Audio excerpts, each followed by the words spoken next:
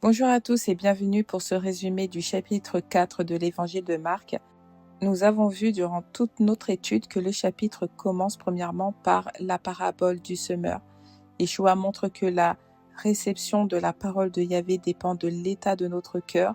Certaines graines tombent sur des chemins durs, d'autres sur des chemins des terres rocailleux ou parmi les épines et certaines sur une bonne terre qui produit du fruit. Cette parabole nous enseigne l'importance d'un cœur ouvert et réceptif, prêt à accueillir la parole et à la mettre en pratique. Ensuite, Yeshua nous explique la parabole de la lampe. Une lampe n'est pas faite pour être cachée. Ce que nous recevons de Yahvé doit être partagé et reflété dans nos vies. Il nous met également en garde, prenez garde à ce que vous entendez. Ce que nous écoutons et méditons finit par produire un fruit. Nos oreilles ne sont pas une poubelle. Nous devons faire attention à ce que nous laissons entrer.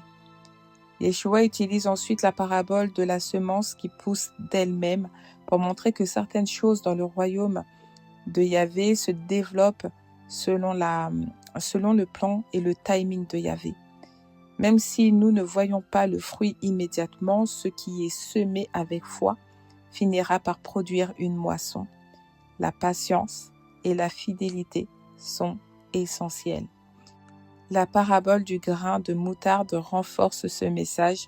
Même les petites actions ou les débuts modestes peuvent produire un impact énorme lorsque Yahvé est à l'œuvre. Cela nous encourage à ne jamais sous-estimer ce que nous pouvons faire pour le royaume, aussi minime que cela puisse l'être, du moins puisse paraître, et à rester fidèle dans les petites choses. Enfin, le chapitre se termine par le récit de Yeshua calmant la tempête.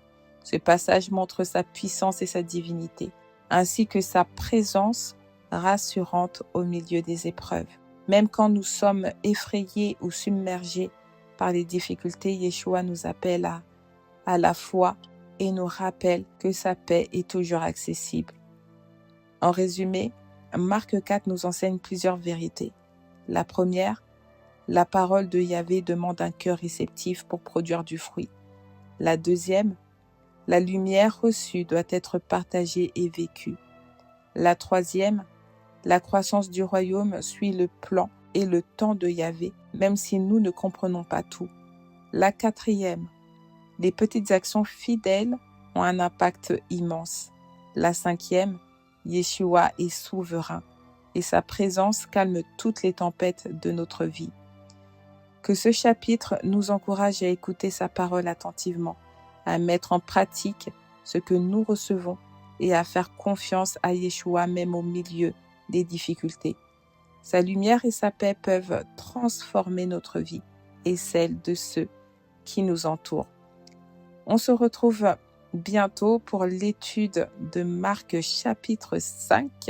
Si l'étude de l'évangile de Marc t'a béni, bénis aussi une autre personne en partageant ses études et en partageant ce compte.